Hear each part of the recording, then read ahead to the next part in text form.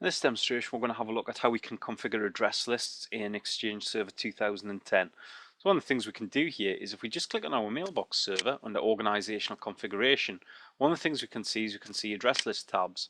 So we've got some default address lists. So for example, all rooms, if we just edit this and just have a quick look to see what it's going to pop up with, we can see that once it refreshes, hopefully I should have at least one conference room in there. So as you can see, conference room 1 is in my all rooms. So we'll click OK here. We'll just cancel out of this. So what we can do is we can create specific address lists. So what I'll do here is I'll create one for my sales users. So we click on new address list. And what we'll do, we'll call it sales. We'll put it under the root. Click next. And what we want to do here is we want to specify the recipient container. So if I browse through here, I could specify the domain or any of the organizational units. So we happen to have a sales organizational unit. All recipient types within there we want to have in this address list. And scrolling down here, we've got recipient and department, and specifically I want my sales department. So click OK at this point.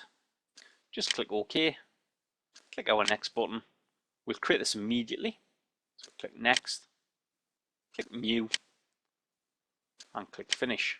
So now what we've got is we've got our sales address list. One of the things we may want to do with this is make this available offline. So our salespeople tend to be out and about.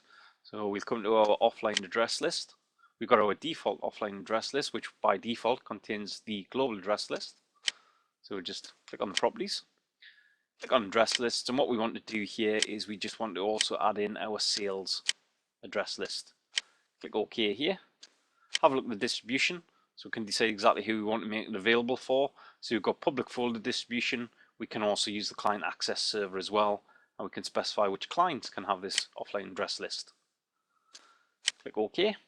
That's now modified the default offline address list as well. Now any of our users go into Microsoft Outlook, click on their contacts, click on their drop down, you'll see the sales address list.